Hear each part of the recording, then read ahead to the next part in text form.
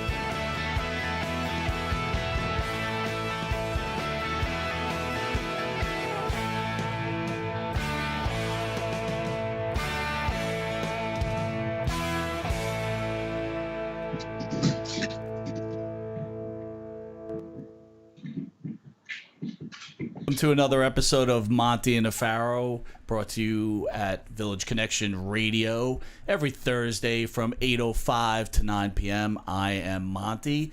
This is the infamous Jimmy Pharaoh. What up? So, coming off the week, we've got a special guest. Yeah.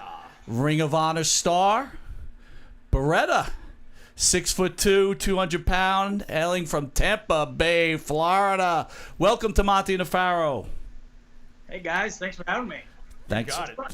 Am I in like a little box in the corner of the screen or something? That's what's going on? Nice. He's I in would a want to be in a little little box. You're in a box. He's in a It's probably box. not the first time, right? With that big dog next to him in a little What box. about the dump? So, Beretta, check it out.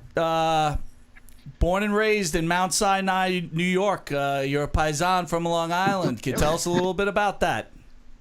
Well, shit, I don't really know what to say about it. I moved to Mount Sinai when I was in third grade. Before that, I was in Huntington, New York, and I don't know. I just lived there. I don't really. Yeah, well, that makes It you was fine. one That's of all us. I knew. It was fine, you know. Do you miss it?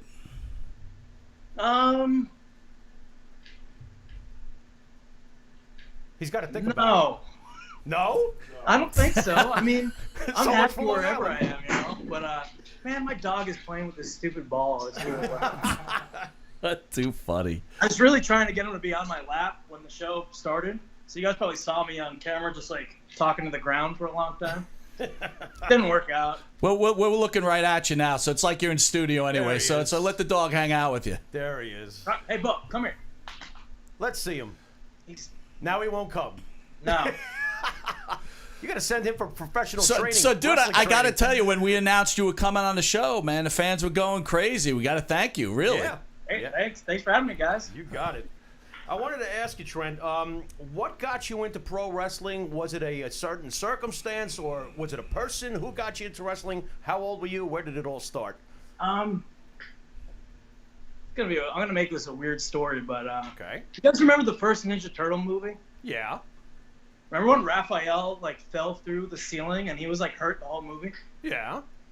I think like subconsciously the sympathy that Raphael had, like when I saw wrestling, like I mixed that together in my head because Raphael was kind of what the whole movie was about, him being hurt and he finally makes a comeback. And I remember being real, like, I don't know, something about that really drew me in. And then when I saw wrestling when I was 9 years old, it was Shawn Michaels and he was getting beat up just like Raphael. So at first, Shawn Michaels was my guy. Okay. And then later it was Mick Foley and Jeff Hardy. It was mostly guys that got beat up a lot. Really? Okay. Foley, Jeff Hardy, Shawn. And I mean, I liked a lot of guys, but those were like probably my main three. So how do you get turned on to wrestling? Like, how do you discover wrestling? I remember knowing about it. Like, I had an Ultimate Warrior backpack, Nice. but I wasn't super into wrestling. I just like, I knew the Ultimate Warrior was cool. Right. And then we were having a sleepover when I was like in third grade, and my friends put on Raw, and it was, I think it was like right after, I don't know if you guys remember the pay-per-view in '96. It was like Brett and the Undertaker in a cage match. No, Brett and Diesel in a cage match. Undertaker came through the ring. Okay. It was the Raw after that, so it was the build-up to WrestleMania 12. Okay. So that's when I started really getting into wrestling. And then my favorite already was Shawn, and then my first pay-per-view was watching Shawn do the Iron Man and win the championship. And ever since then, I've been all in on wrestling pretty much. So at what point do you break the news to your family that you want to become a professional wrestler? I don't remember really. I have a memory of telling my mom, like, Mom, it's going to be so easy. I only have to work 1 day a week. Oh my God. Oh my Because God. Raw was only on once a week. And it's fake and it doesn't hurt. So, like, I'll be fine. So, I remember being really into it. I would watch. I mean, we would, like, basement wrestle. That was our version of backyard wrestling. Then I backyard wrestled after that. But I don't remember exactly when I decided, like, this is what I want to do. But I knew, like, by the time I was probably 11, I knew I wanted to do it. Okay. Maybe before that. I don't know how. I can't remember anything. My brain's- How far into your career were you before your family realized, hey, that stuff hurts and you're not doing it once a week?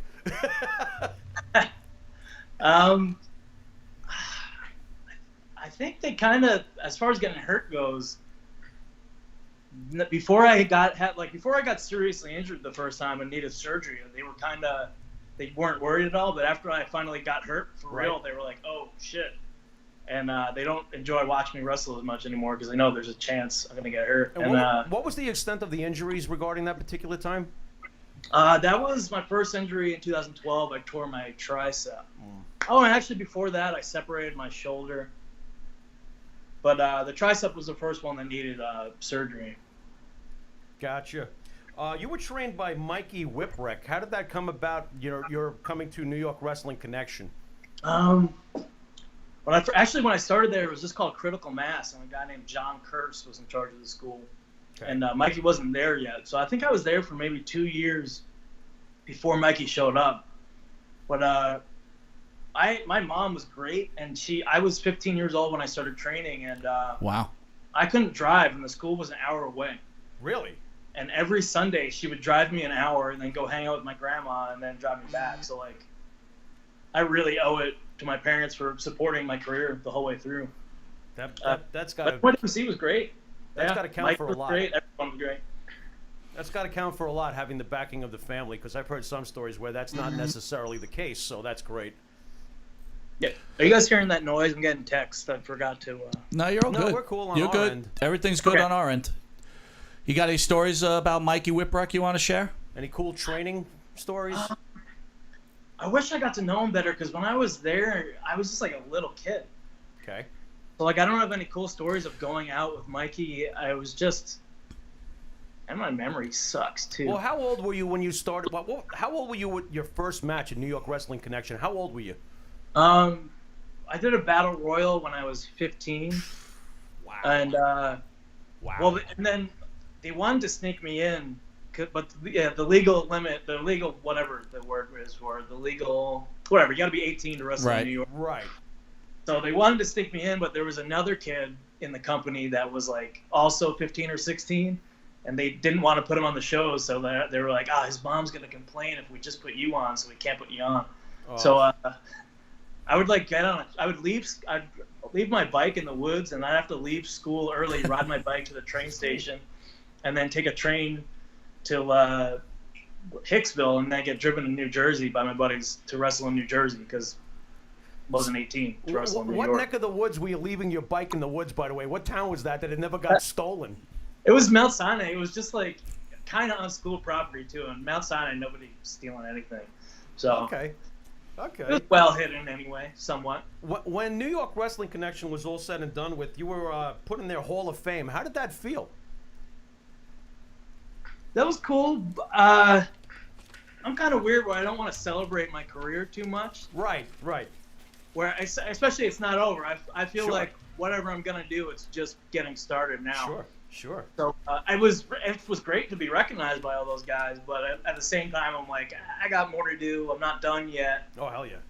Hell yeah. But I mean, it's definitely cool. After New York Wrestling Connection, you quickly got called up to the big time. Were you all of 20 years old at that point with the WWE calling you up? And can you explain, like, when you got the call, how it went down, what your feelings were? I think I had just turned 20, and I threw Mikey threw Tommy Dreamer. Dreamer was in charge of like booking extras and stuff like that.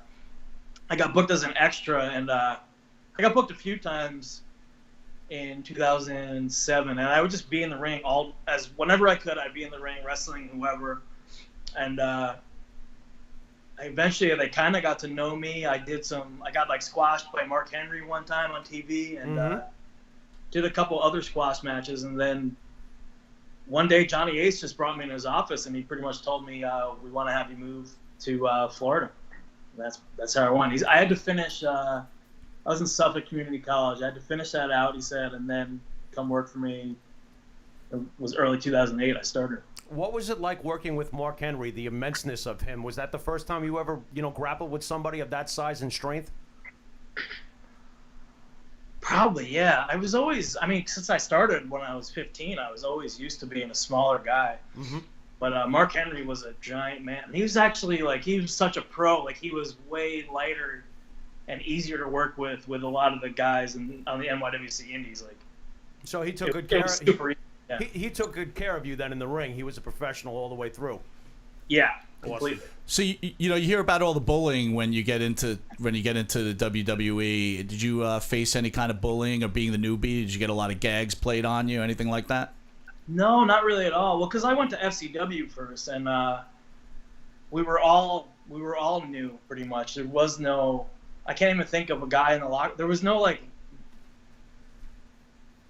top indie guy that got pulled out of the indies to FCW. Actually, Colt Cabana was there, but no, everyone was super cool, and I didn't really face any bullying at all. Who's the booker at FCW at that time? There was a couple, I guess. It was Dr. Tom, Steve Kern, and Dusty Rhodes also. He was the one booking. I think Dusty mostly booked TV, and maybe Doc booked the house shows. How did you find Dusty? How was your relationship with Dusty? Did he take you under your wing, give you a little advice or anything like that? I've heard so many great stories about him as a father figure to wrestlers.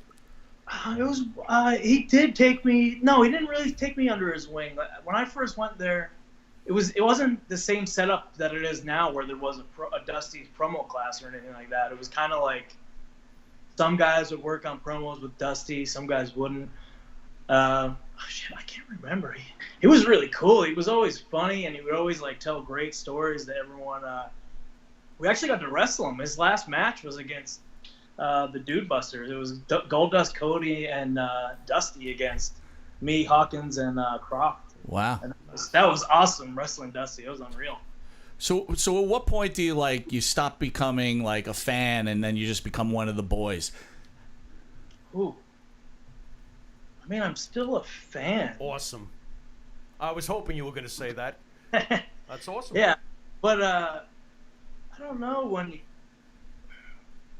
it gets to be different. Where like, if I was 20 years old and I was wrestling like a big name guy, I would be like starstruck that I'm wrestling this guy, or real nervous to be wrestling him. But at a certain point, it gets to be like, no, this is what I do. I'm wrestling whoever a big name guy. This is just, it's regular. Right. What was it like getting your first paycheck at FCW compared to the independent days? Were you like, oh my God? Was it that much of a difference, if we can ask? Yeah, that's no problem asking. It wasn't much. If you're okay with no problem, how much did you make? Oh God. Because that's probably the most important question in my book. If I can give a disclaimer, even Greg Valentine answered us a couple of weeks ago on this one, so the pressure is on now, Trent. It wasn't a lot at first at all, but to me, I was 20 years old, and before that, I never even had a full-time job because I was going to school too, and I was a spoiled white kid. So from Long Island. From Long Island, no less. Yeah, and I lived with my parents, so like they started me at $500 a week, and I can almost do the math what that comes out to a year, but I thought that was great, and then like that year, like.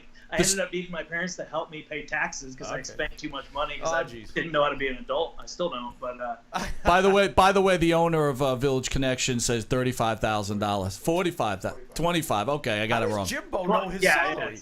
What is it? I never. $25K. Hold on, he's thinking. Is it 56 weeks or 52? 52. 52. I think. I'm an idiot. I think. Okay, got it. Don't feel bad. I'm wondering myself. There's mass confusion going on right now. No connection. Mass confusion. How about when you got called up to ECW with the Dude Busters? Did you like that gimmick? I did, but it was a little bit different the way we did it in FCW. It was weird to have people writing promos for us. I know that's like a common thing that everybody wants to complain about is the writers. Okay. It's not that it was just like they didn't really know what we were. I don't even know what the Dude Busters were actually, but so I wouldn't know how to write a promo for us either. But I remember like something like they wanted us to say something like we were video game guys to everyone. That's all they knew, like internet video game. That's what you are. And I was like, all right. But it was some promo like they wanted us to say something like we're gonna give you Pac-Man fever, and that was a real line they wanted, and I was just like I can't do that. Pac-Man fever. Yeah. Wow. No wonder you got ticked off. It was, yeah. It was a dream come true to be on the somewhat main roster, but sure. I could have handled myself better too. Like I was a young kid, I didn't know what I was doing. I think I was maybe 22, so I was not ready to be in WWE. Were you familiar with the ECW product? That the WWE ECW version is not the real ECW. Forgive me, but that's how I feel about that. Were you familiar with the ECW product when you got involved in the WWE version of it? Oh yeah, definitely. I was never a full-on ECW fan because I was so young, and it came on MSG channel at like 1 a.m. on Saturday. Yes. I think. Yes. And we would have sleepovers and we would stay up and watch it sometimes. And my older friends would tell me about how cool it was, but it was hard to keep up with because it was on so late, and then the TV wasn't always great. Sometimes it was like just weird ass matches all cut together, and no, I wish I followed it more, but I definitely knew of ECW, and I knew the WWE version wasn't ECW. Nobody thought it was, I don't think. Right. Well, let's go back to FCW a little bit, right? So you're a young man making $500 a week, right? You're living life. Is that what he's making? I don't remember him saying that. That's what he just said. Is that Jesus, what he said? He's got worse memory than you, dude. Well, I'm trying to remember how many weeks there are in a year. Leave me alone. So give me a day in the life of an FCW wrestler. I'm sure you got some ring rats hanging around. You're sporting that Ultimate Warrior backpack. What are some of the hookups like? There was none. What? No, nobody really knew who FCW was in town.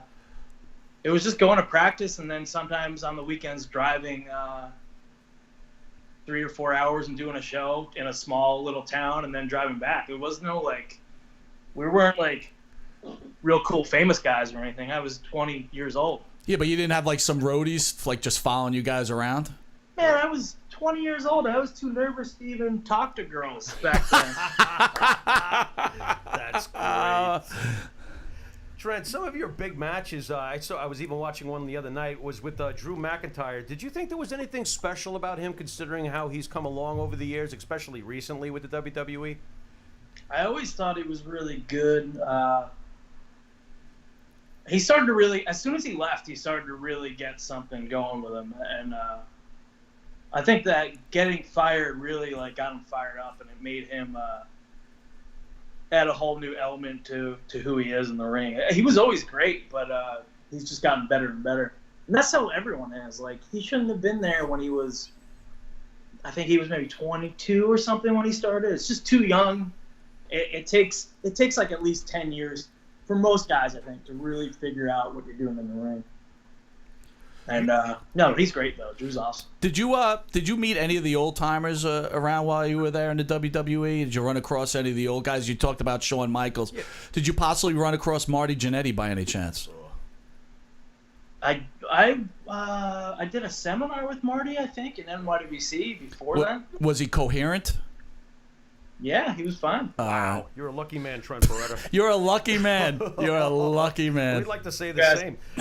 Marty's a sweetheart.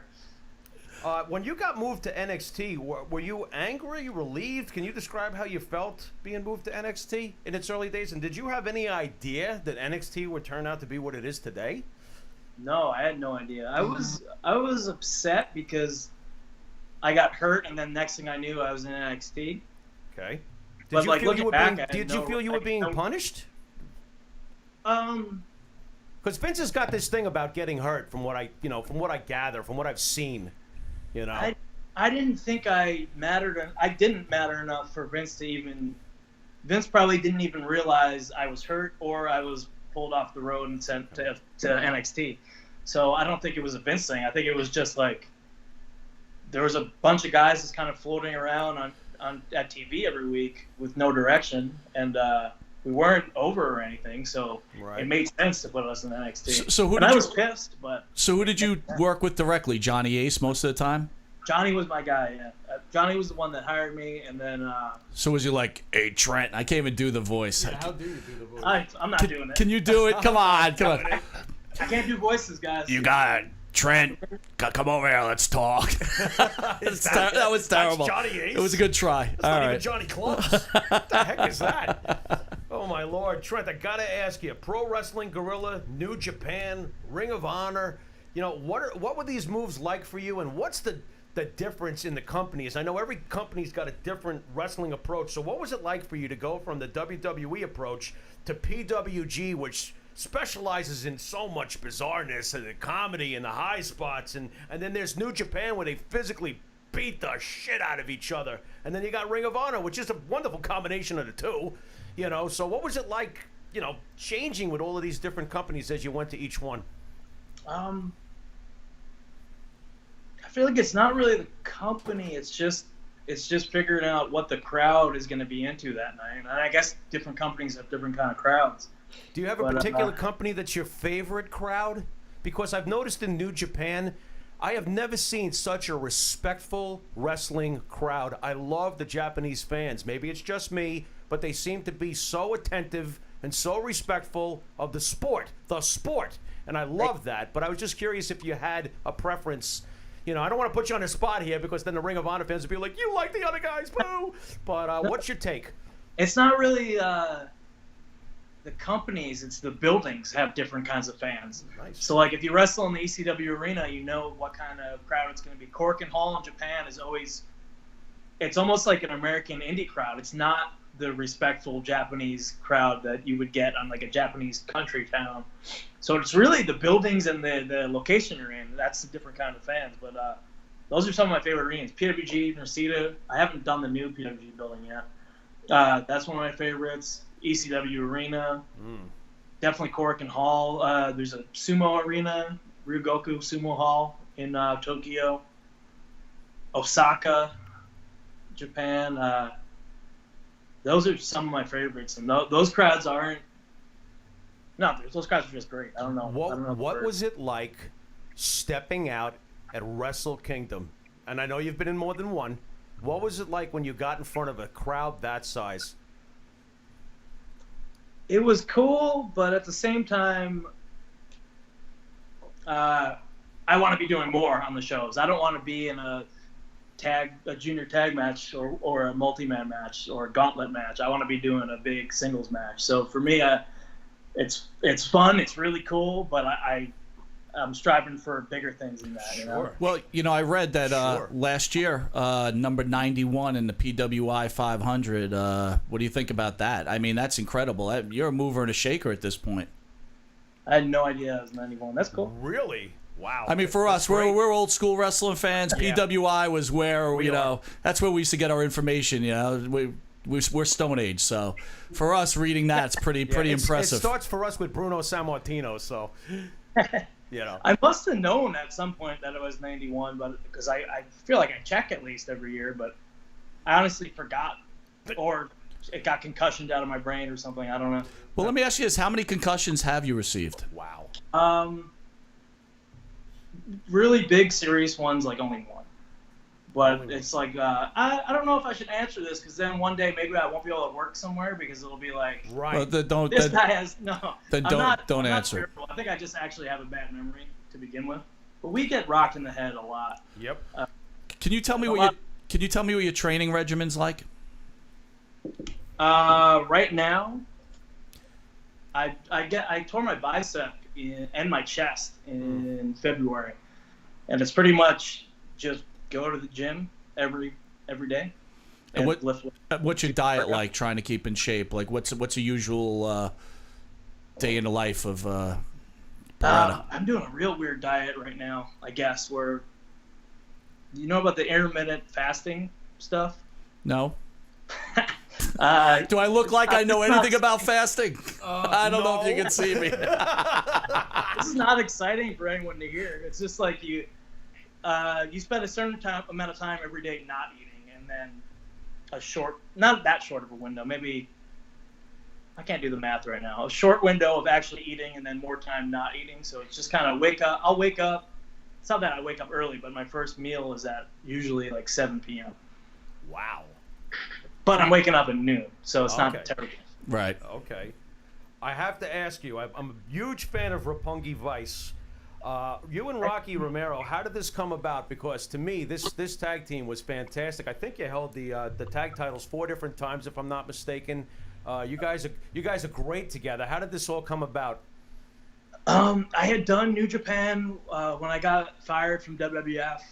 They had me do a Super Junior tournament, and I did fine. I did great, but the roster was so packed, there was no place to keep me on the roster. It was just, all right, you did good, and then whatever. But then it was like maybe a year and a half after that. Mm-hmm. Rocky's old partner, Alex Kozlov, was taking time off from wrestling. They wanted a new partner for Rocky, and New Japan just picked me. How do you find Rocky as a person? You guys jive well together? Has he been a mentor of sorts, or what's the relationship like? He's one of the nicest dudes I've ever met in my life, and he's a Japan. I call him my Japan dad because his first tour of Japan was like in 2000 or something like that. So he's been there so many times, and he knows all the ins and outs and like the cultural things and where the gym is and all that. So for a while I was just blindly just following Rocky around, and it worked out fine. Were you able to pick up on the language at all over in Japan? Very little. Yeah, very little. I find that very intimidating. So I was just curious because I noticed that Rocky speaks it fluidly. No, he has little catchphrases that he says. Is that what that is? Because he comes across like he knows the language, no problem. No, not at all. Okay. The only guy that I've met that can speak full Japanese and isn't from Japan is Kenny Omega. Kenny Omega. Excellent. So let me go back. We're going to cover Omega in a minute. I want to go back to the WWE. So not to make this sad, but here's your dream. You work in WWE, and they release you. What are you feeling at that point? Are you feeling like I'm done with this? Give me your thoughts. What's your feelings? You mentioned earlier you had a bad attitude when you got let go or something. I mean, what was going on in your head at the time? Was it just you were very young? I mean, no, I was young, and I was frustrated being there because it was like maybe once a week I'd be getting a match on TV that was possibly 10 minutes or shorter, and I knew that I needed to go out and do more wrestling. Like, it's really hard to figure out what works for you if you're only wrestling maybe 10 minutes a week on TV in front of those big crowds. So, like, I was honestly, like, it sounds like a fake thing to say to sound cool, but I was excited to be out of WWE and, like, to be able to do whatever I wanted on the indies and be able to have matches that go 30 minutes and figure out what works in a 30-minute match. Because I didn't have that experience at all, and I knew I didn't have it, and I wanted it. So I didn't look at it as like my dreams were crushed. It was just I'm still a wrestler, and I'm still going to wrestle. So that's what I did. Well, you looked at it the right way because I think you've done fantastic since. It's their mistake. That's how I look at that. I was a baby. I think they did the right thing, honestly. Okay. But well, thanks. You got it. No problem. The Pharaoh was all up in the Hammer shit a couple episodes ago. Now he's up in your shit. It's all good. I love Beretta. Would you stop it? They're always calling me a sucker. What is this? Classic Pharaoh, man. Yeah, that's right. I'm a Pharaoh head. All right, so tell us a little about your match with Kenny Omega and your relationship with Kenny Omega. Kenny's cool. Kenny's great. I mean, I love the match. I wish we had a little bit more time. I was happy with everything that happened. It was, I don't know how to put into words. It was nerve-wracking to be in a match with him, just because, not because like he's scary or anything, just because every match he has is a match that everybody goes wild about. So there's a lot of pressure when you're wrestling him, especially this is my first I had one New Japan heavyweight singles before that, but it was my first like big New Japan match. So I knew if I didn't do well, that could change my whole career. I could be doing nothing forever. So you stepped up to the plate. I remember watching that match. I think that was a 33-minute match, if I'm not mistaken. That was a great match. I wanted to ask you how your back is, by the way, because you took more back bumps in that match than I think I've seen anybody take. And 3 different times in that match, you came within a hair of taking that title off Kenny Omega. How excited were you when they came to you with this match? Because this was huge, and this is exactly what you want. It's mostly nerve-wracking. I knew that match was happening before it was even announced that I was a heavyweight. Excuse me. So I knew for months in advance. So that made it even more nerve-wracking because for months I'm thinking about this one 20-minute match. I'm thinking about 20 minutes for months. So when it actually, I was just super relieved to have it done with. Actually, a lot of times wrestling's like that where it's so much pressure to do the big match. It's just, you can't wait for it to finally be over and like, okay, I did great. Things are cool. What's next? Ring of Honor, Madison Square Garden, WrestleMania week. Have you had the opportunity to wrestle in MSG? And what's your take on Ring of Honor getting the MSG booking? I think it's great. I've never wrestled there. I think I'm excited about it. Hopefully I'm on the show. I want to wrestle there, of course. I think it's good for the company. It's good for wrestling. I don't know. That's it. That's all I got to say. No, I hear you. Do you hope to be back in the WWE someday? And do you think that Ring of Honor and New Japan can make a run? To compete with WWE? Yeah, can they make a run at Vince, Ring of Honor, New Japan? I don't know. I have no idea. That's fair. As far as going back, it would depend. Like I don't want to go back there and do what I did last time. Nothing, It would just depend on the situation. Right now, I'm completely happy not being there. I've had more fun after WWE than I did the rest of my career. And there's a buzz on the indies. There's a buzz in wrestling right now. where you don't need to be in WWE. The Bucks, the Young Bucks, and Kenny, and so many guys are proving that you can make a great living. Yeah, there's definitely huge. There's definitely a huge buzz. So the old schoolers, right? They would always want to protect their brand. It wasn't called a brand at that time. So nowadays, do you feel like you have to protect your brand because you are working the indies, you are working, and you've got to keep a reputation? Is it difficult to do the job? Like, how does that work? I look at it different, like where when I take bookings, I try to make sure that I'm being given a match that if somebody's never seen me before, they would be able to be impressed with what I did. I don't want to go work in like some little town against like in some weird like 6-man gauntlet bullshit cruiserweight match or something, because then like it doesn't help me at all. I don't care about losing or anything like that. I just want to be able to have the best match of that night every night. So if I'm put in a situation, I won't put myself in a situation where I think it's not going to be a good match. Tell us about your relationship with the Young Bucks, and what's this about you being the third member of the Young Bucks? You're just Matt Jackson in disguise or something like that? What? I have no idea. Bucks are great. They're my good buddies, but a few Japanese fans have thought I'm Matt Jackson. Or Matt Jackson with me. I mean, so we all look alike, right? Oh I mean, we are white dudes with fucking orange spray tanned faces and sideburns and a ponytail. You must be from Long There's Island. not many of those, so. Unbelievable. Any shot of you? Were you ever offered a chance to be in the Bullet Club, considering your similarity to the Young Bucks? No, I think it would make me not eligible. I'm too similar. I'm not even that similar to him. I just look like Matt. But no, it never came up. Okay. That's hilarious. The Young Bucks. Do you see, what's your take on the All-In event with Cody Rhodes? And this is pretty ballsy, what they're pulling off here. Do you think that this can turn into something even bigger as they continue to go? Because this All-In event has sold out. Yeah, I mean, it's great. It's really good for wrestling. It proves how popular those guys are. What's your take on Cody? Because if anybody has shown Vince McMahon, oops, you've made a mistake, I think Cody's pretty much the poster boy right now. Yeah, I mean, no, he's doing great, but he was another guy that, like, sometimes when you're there, you need to get out of there to just be free and do whatever you want. And he's of course done so much better than he was to me in WWE. He's improved in every aspect, his character, his wrestling. So I don't know if you could say like that was a mistake. It's just like, I don't know. I can't think of the words to say, but I think I'm almost making sense.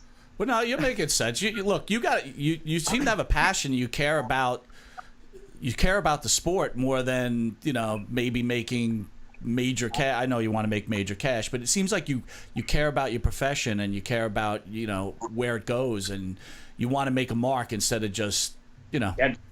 And that's a pretty impressive skill or trait, so it's pretty impressive. He gives it Thank him. That works. Trent, I wanted to ask you, what do you feel, is there anything in wrestling right now that you would like to change? Something about it that bothers you, especially Vince's product. Do you watch Vince's product? Yeah, once in a while. You find anything about it that pisses you off, or is there anything that you feel that they should adjust? And what's your take on promos? Because to me, you shine in the ring, but I don't recall too many promos with you. Are you promo shy, or is this something that's just not been offered to you? It just kind of hasn't been offered. I do a lot of New Japan post-match promos, but like as far as like WWE, there was no like big in-ring promo segments or anything like that. Right. I don't know, but as far as changing, I have no idea how to run a billion-dollar company, so like I can't. Right. I have no idea what to change. That's fair. I have to ask you while I have you, Toru Yano. Do you have? I love this guy. I wanted to ask you if you have any stories you could tell us about him, because he's one of my favorite guys in New Japan. There's something about this guy. I find him hilarious. He's incredibly entertaining, and his shtick is fantastic. So. No, he's great. He's kind of quiet in real life. Really? Yeah, How a little about bit. compare him to Ishii? Because if I do believe you held the never openweight 6-man tag titles with Ishii and Yano.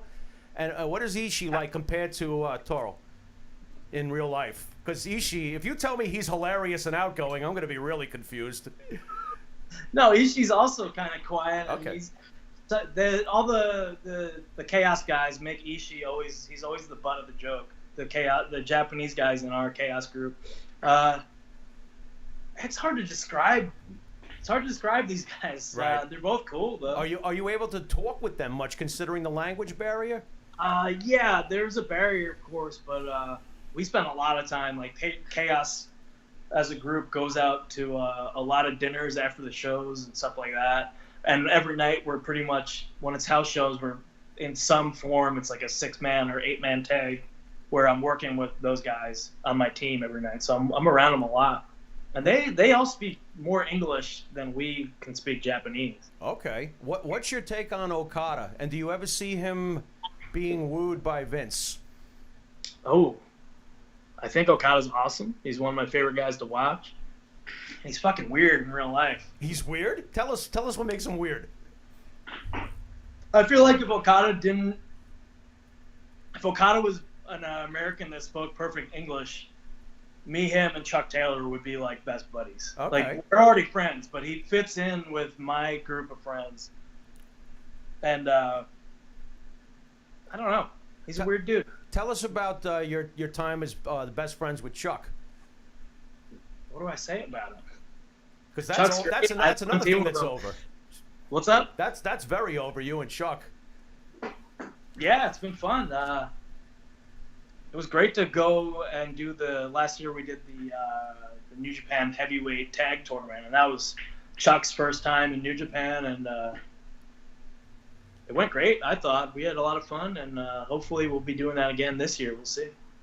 Since you were behind the scenes at the time, I have to ask you, what was the buzz like in the locker room when word got out that Nakamura was coming to Vince, was coming to America? And what was your, did you have any relationship with Nakamura? What was he like behind the scenes?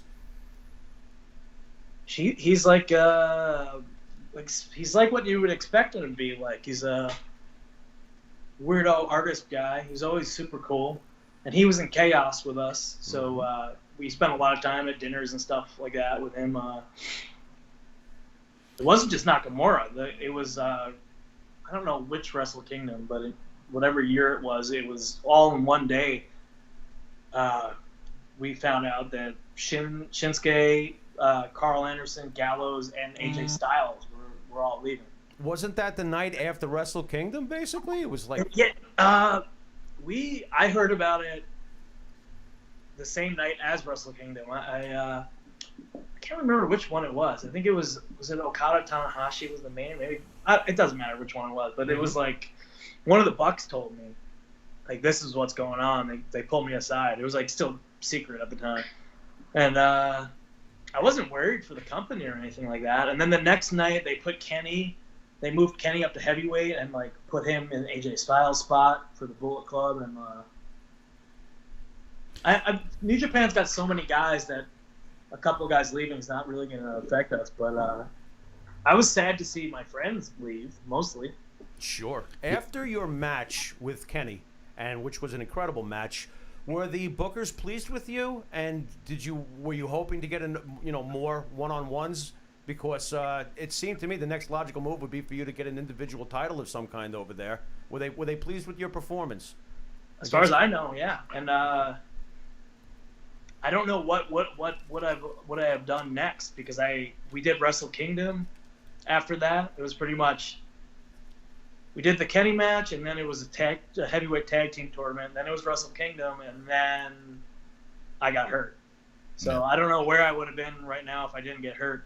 So yeah, that was a bummer, because things were like finally, after 15 years or whatever, I was really starting to pick up career-wise, and then my arm and the chest exploded. Right. So that sucked. Yeah. But I don't know if you answered me earlier. I did want to ask you one more time. How is your back? Is your back good? Because like I said, I've never seen somebody take so many back drops. No, I got no back problems. He's really. got no back problems. It's a miracle. No, actually, nothing feels great. But my back hurts more like muscle-wise. It will tighten up, but I think like my actual spine is okay. Right.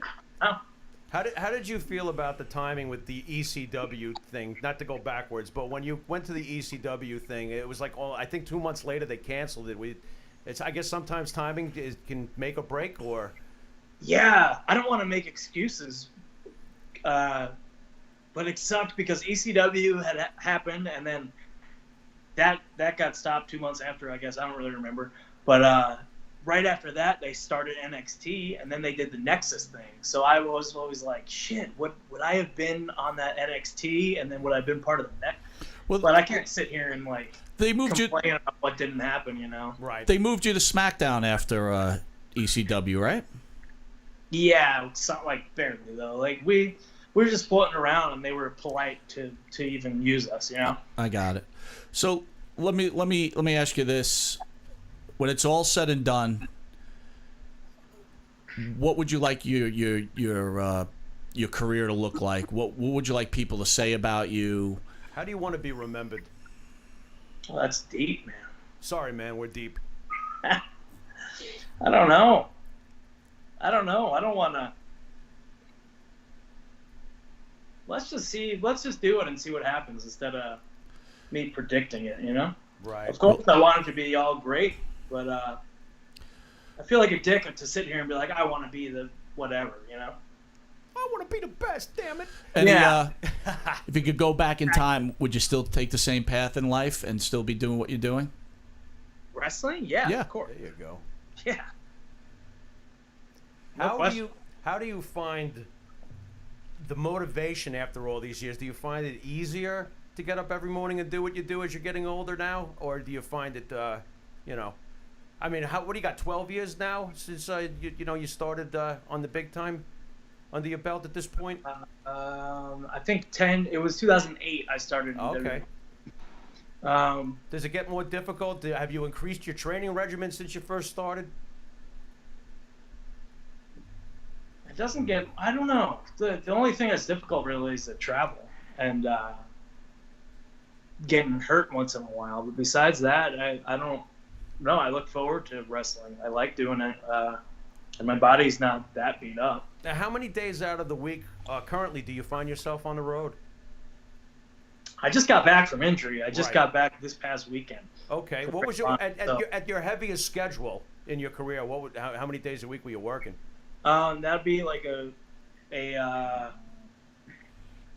3-week tour of Japan where maybe we have 1 or 2 days off and then fly back to the States.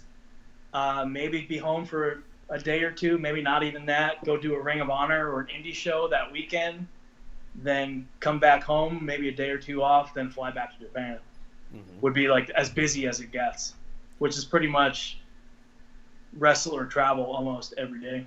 Right. You seem to, from what I've read and from what I can sense, you seem to, even though tag team wrestling seems to have worked out really well for you, you seem to have a preference for singles matches. Is this true? Yeah, I like singles way more. That's it. I like doing singles more. I've done so much tag too, and I don't not like tag. I just really like singles. All right, so we got about a minute left. I want you just to tell the fans what they could expect when they see you live. Don't expect anything, man. Expect nothing, so then when I do something, you can be impressed. There you go. That's it. We really, is that an hour already? 55 minutes? That's right. It's an hour up, man. Good job. How'd that feel, all right? Great job, guys. Trent, you're like a Harley going down the LIE, man. No sweat. Done. We did it.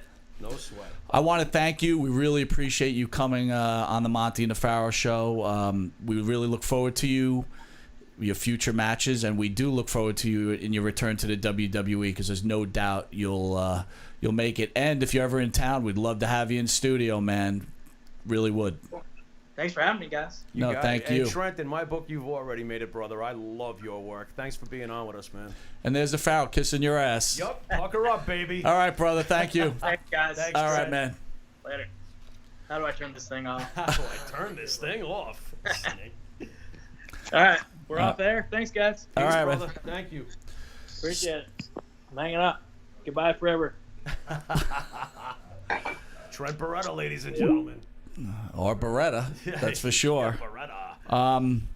We want to thank you guys for all tuning in, and another episode of Monte and the Pharaoh. We want to thank Beretta for taking his time out with us today. He's certainly going to have a bright future for sure. Yeah, he's great. You could hear the passion he's got in wrestling. Yeah. What'd you think there, Jim? Bro, I thought he was great.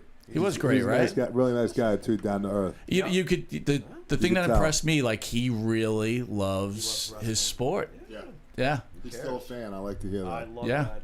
That was fantastic. Not taking advantage of hooking up with the girls though. That was a little disappointing. Yeah, I think he's full of shit. Disappointing. Look at Huh? I think he's full of shit. You think so? He's His just lying. mother's probably His listening. mother's watching. Stop it. He's a mama's He boy. is not. Would you please? So, bro, listen, I just had to throw something in, bro. Go up. I heard a rumor not too long ago that people thought we were getting out of the wrestling scene here. What? And it seems like we've gotten so entrenched in it. Like we are Long Island's home of wrestling. We are Long Island's home of wrestling. In fact, now that you just bring it up, Yeah. September 23rd from 7 to 8 o'clock, we've got The Genius. And we'll call him The Genius, right? There's other names he went by. The Genius. Lanny Poffo, former, we'll not call him a manager because he wasn't a manager, but partner of Mr. Perfect, Kurt Hennig, and obviously the brother of Randy Macho Man Macho Savage. Man. Oh, yeah. Let me ask you this. What's he going to bring with him?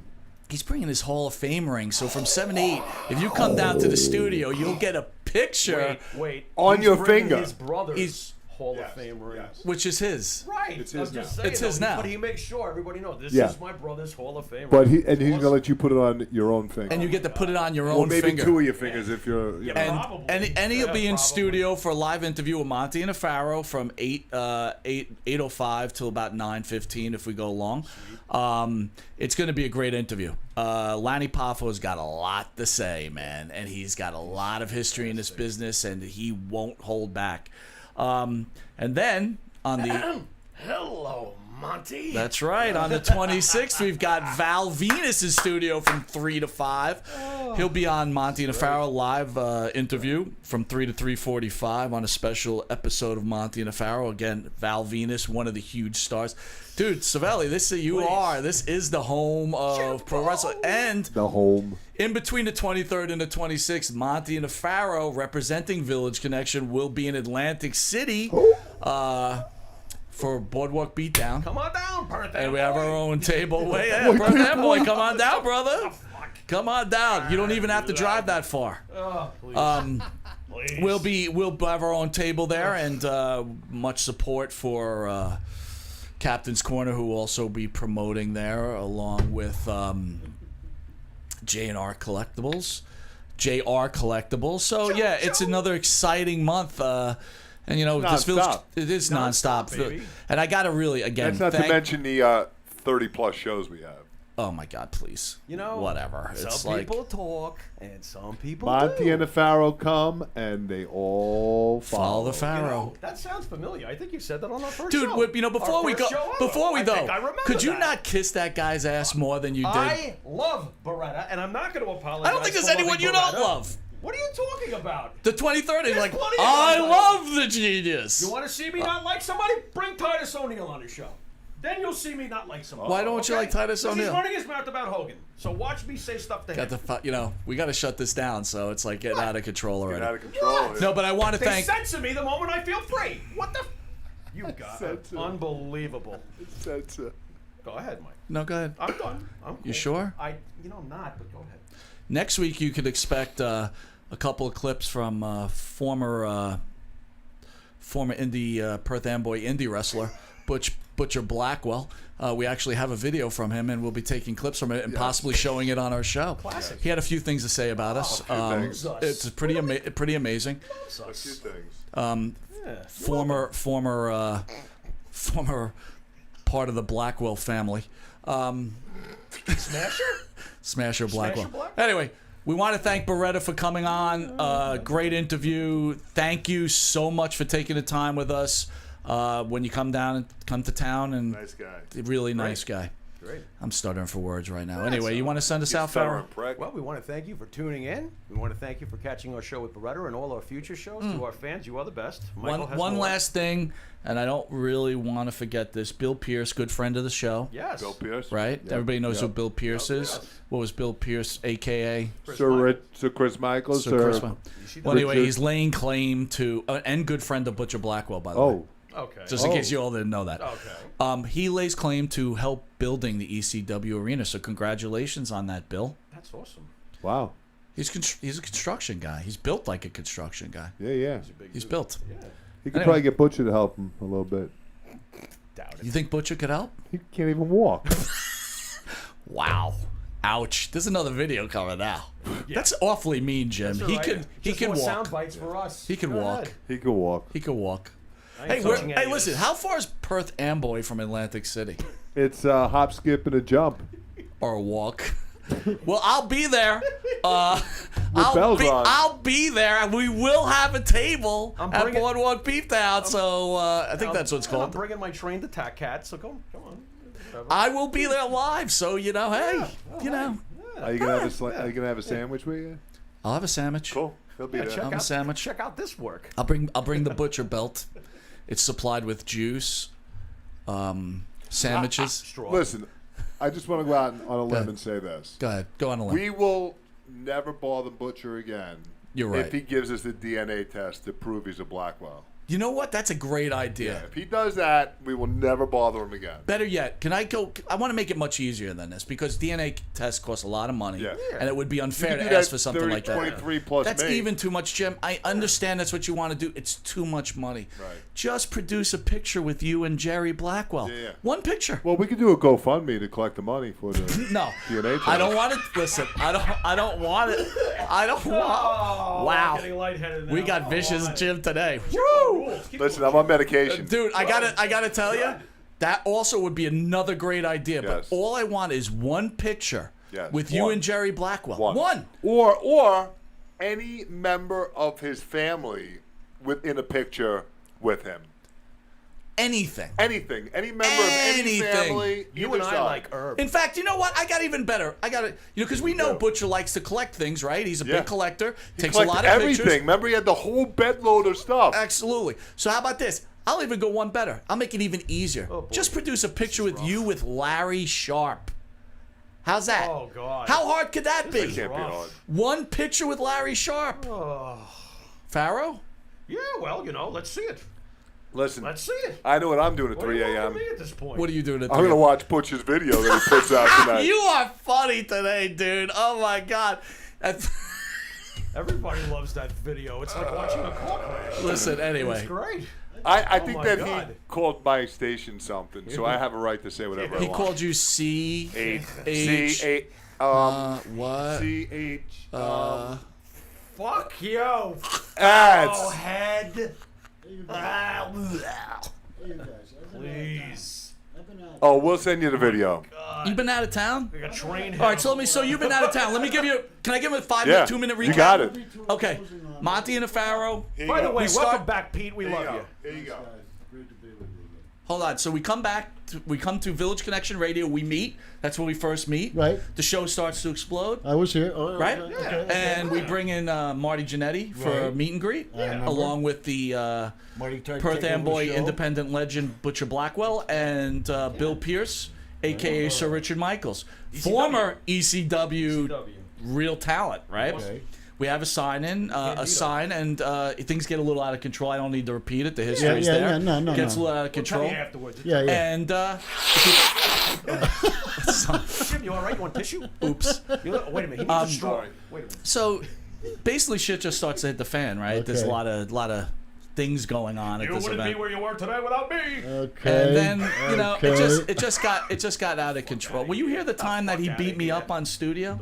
No, I missed that yeah. one. He wasn't here for that. No, He missed that one. that But was he took me down. that was the one I Yeah, he missed. took him down. It took me down on studio. I like I fell over the table. Please, tell the truth. He almost killed me. Tell what really happened. So anyway, we had a makeup show, Right. and we got like 10,000 views. It was pretty impressive, that's right? that's the one I attended. So yeah, so he took That's a lot the of last credit one for I that. He attended. took credit for the 10,000, Wait a minute, views. for the hard work of the station? I don't know. What the fuck Whatever. is going on there? Captain Delusional. But anyway, It's it a big-ass seems cake, it too. seems It's a it big seems that some people are taking offense to some commentary Best of towards yourself. Marty Jannetty and Mr. Blackwell. And Right. Mr. Right, Blackwell appease instead of, you know. Mr. Blackwell decided to make a video recently that he thought none of us would see because we're all blocked, but people like to share stuff with us, and I will tell you the truth, we enjoyed it. I actually We did. saved I'm it. changing. Oh, we saved it. We saved enjoyed it. It's we made incredible. copies of What's it. happening to We me got during all this, copies. because weeks ago this would have made me mad, and then I looked at this and I'm like,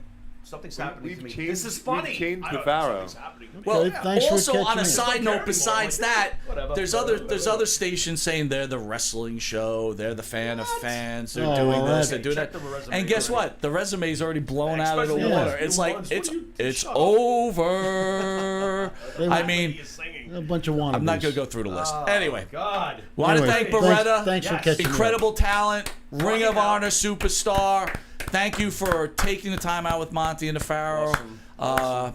And next week we'll be back, and you will, all those fans, you will get some Butcher clips. You will enjoy it. I am Love telling this. you, it's A train it's wreck. gold. Anyway, Can I sign us off? yeah, sign us off, Brig. This is Jim Savali with Monte The Pharaoh and our friend Peter Yes, from Crackhead Radio Station. And CHS. I'd like to wish everyone a good night. Smoke it if you got it.